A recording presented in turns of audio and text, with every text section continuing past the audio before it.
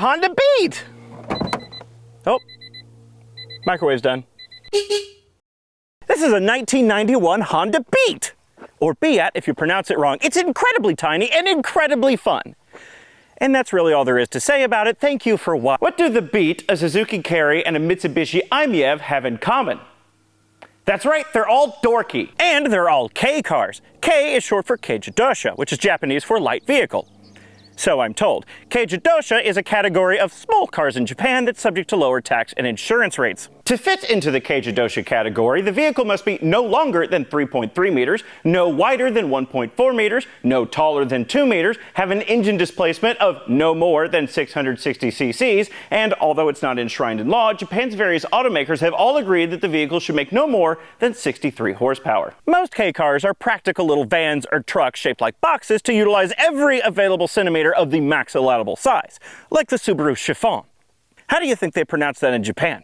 I bet it's not the French way. But not all K cars are practical. Likely the result of either insanity or drugs, there have been a few examples of sports cars throughout the years made to fit into the Kei-Jidosha category. The most notable examples of this include the Suzuki Cappuccino, the AutoZam AZ1, which I have filmed before, and the Honda Beat. That's this one. And before you ask, yes, I do fit in here. I'm 6'2", I weigh none of your business, and I fit in here just fine.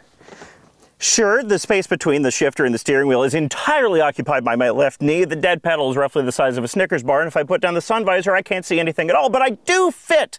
I even fit in here with the top up. Look, headroom. Some amount of headroom. And with that out of the way, why did I buy it? Because I wanted it. Duh. What a silly question. The Beat has a mid-mounted 600cc 3-cylinder engine, a 5-speed manual transmission, it's rear-wheel drive, and that tiny little nothing 0.6-liter 3-cylinder engine revs to 9,000 RPM. Yeah! But unlike the AutoZam AZ1 that also has a nothing 0.6-liter 3-cylinder that revs to 9,000 RPM, this engine is not turbocharged, it's naturally aspirated. Because of the gentleman's agreement between Japanese automakers, both this and the AutoZam claim to have exactly 63 horsepower. The AutoZam claiming to have 63 horsepower is a bit like me claiming to be 4'7", but this might actually have 63 horsepower. And the torque rating of this engine is just 44 pound-feet. That's not a lot of power or torque, but then again, there's not a lot of car. This little guy only weighs 1,600 pounds. But still, this is not a quick vehicle, and there's only one appropriate way to drive a Honda Beat. You need to beat it. That's the joke. This is the only way to drive a Beat. And the best part is, even though it sounds like I'm driving like a lunatic, that's only 45 miles an hour. The top speed of this vehicle is less than 90 miles an hour. It could probably do more, but it's quite gear limited. And the 0 to 60 time is...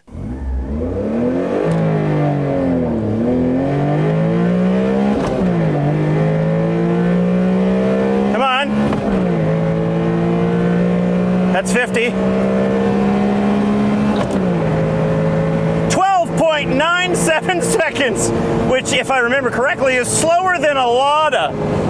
11.4. It is objectively not quick or fast, but looking at the Beat through the lens of numbers entirely misses the point. This is a car the size of a budget coffin. I'm sitting mere centimeters off the ground. The wind is in my hair, the steering wheel's in my lap, and the engine is screaming away right behind my head. The actual speed may be low, but the sensation of speed is through the roof. The speedometer is reading in kilometers per hour, but it feels like it could be reading in miles. I can absolutely thrash this thing and still stay within the speed limit. For instance,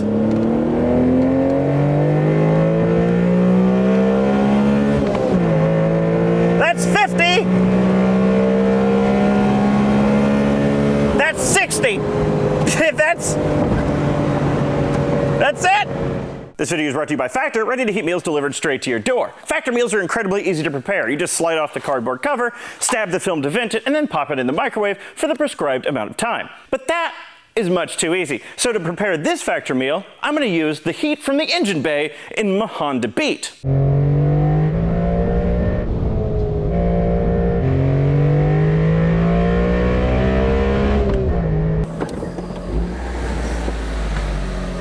Well, it's certainly hot in here, but where'd the meal go?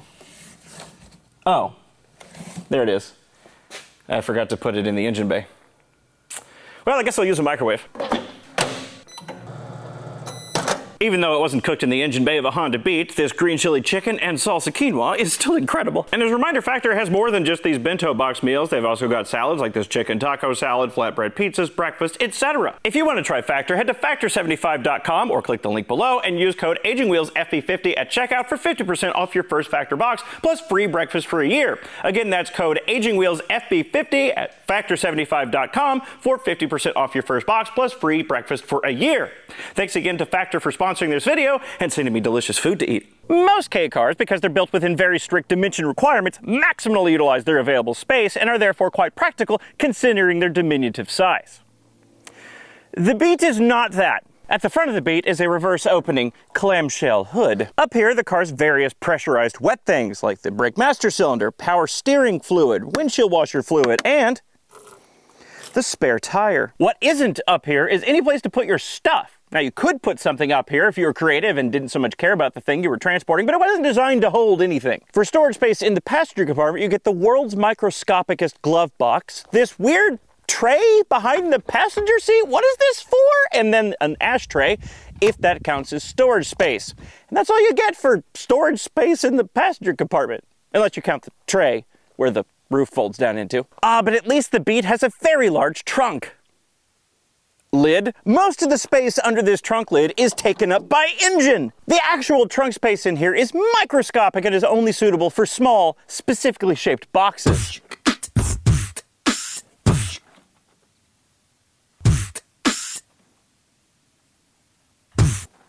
There's just no place to put anything in a Beat. If I have to haul something, it has to go in the passenger seat. If I have a passenger, it has to go in their lap. You will have noticed the camera gear box in a lot of the shots is because I don't know what to do with it. In fact, the reason the previous owner sold this car is because him and his wife wanted to go on trips in this thing, and there's no place to put anything.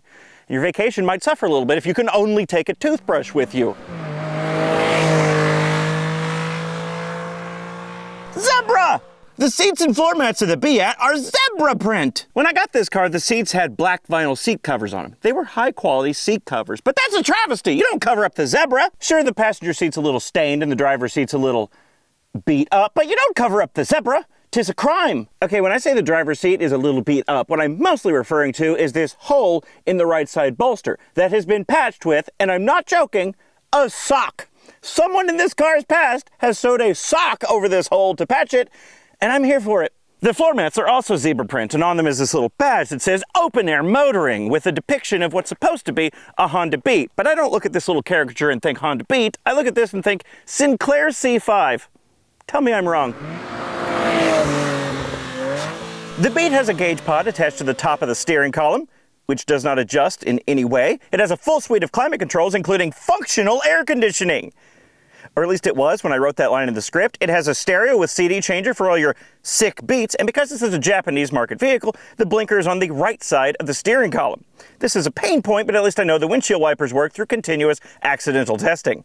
And in the center, you've got your handbrake, your ashtray, your window uppy downies, and your 5-speed manual transmission shifter with no lockout for reverse. Something that's always fascinated me about Japanese market vehicles like this one is that this is a vehicle built for Japan and only sold in Japan. But despite that, all of the controls and marketing and everything, they're in English. The only Japanese writing in this whole vehicle is on a couple of warning and information labels. That's it. Everything else is in English. Why is that? The stereo in this car is original from 1991, and it has a tape deck, an FM radio in the Japanese frequency range, so it's useless here, and a 6 CD changer from 91. Theoretically, it says it has a 6 CD changer, and the display indicates a 6 CD changer, but I cannot locate the 6 CD changer in this car, so either I just haven't found it yet, or it doesn't exist. I'm happy to report that everything on my Beat works perfectly. Well, except for the things that don't, obviously. For instance, the gas gauge in my car doesn't work. The coolant temp gauge right next to it does work, but sometimes it needs a little persuasion. The left turn signal indicator on the dash is burnt out. The little itty bitty subwoofer between the seats is blown. Both power windows work, but the passenger side one is significantly slower. And the wind goes to the right side. The driver's side seatbelt doesn't retract particularly well. And whoever installed those seat covers removed the seatbelt loop that's supposed to be here, so that's what that's all about. This car has a full suite of climate controls with heat and functional air conditioning. Or at least it was functional when I wrote that line in the script. This car has a fuse that keeps blowing, and when that fuse is blown, two things stopped working. One, the air conditioning, and two, the ability to pick which vents the air comes out of, which tangentially means the defroster doesn't work either. And I know this isn't a new problem because the fuse that blew when I went to replace it, I found out it's supposed to be a 7.5 amp fuse, but someone in this car's past replaced it with a 30 amp fuse, and it still blew. But not before melting first. Mechanically though, there's nothing wrong with it. For real this time. Now the engine is an interference engine, and I don't know the last time the timing belt was changed, so I do have a kit to replace the timing belt. Although if I'm honest with myself, that's one of those jobs I'll probably procrastinate forever because the engine is so buried in there I don't even know what it looks like. Can you imagine how difficult it is to replace the timing belt on this? But I do have the kit, and this has no oil leaks of any kind. Which is kind of upsetting because I was looking for an excuse to say beet juice. The guy I bought this car from told me it handles like it's on rails, which is incredibly cliche, but also incredibly true. I can't get this thing to lose grip. I can't get the tires to chirp. I can't get any sideways movement out of it. Nothing. Now, I don't know anything about anything, so I can't tell you if this is because of the car's suspension setup or if it's because of the tires, but it's really grippy. By the way, this has Momo tires on it. I've heard of Momo steering wheels and other things, but Momo tires? I didn't know that existed. They're 165/60/14s, and no, these are not the stock wheels. In fact, it grips so well that it's almost no fun.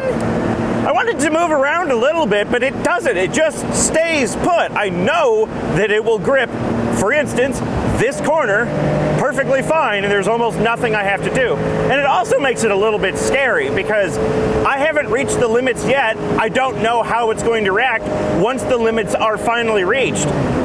Because it's rear mid-engine, my suspicion is that it will snap oversteer backwards into a tree, and then it'll be a deadbeat.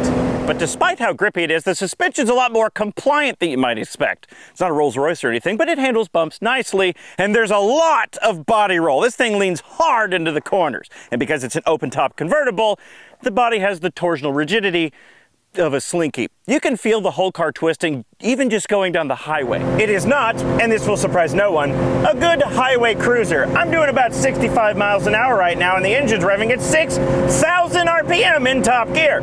Plus the pedal box is tiny and there's no cruise control, so my feet hurt after any sort of distance. The engine's screaming away right behind my head, the wind's in my hair, and every other vehicle on the road looks gigantic.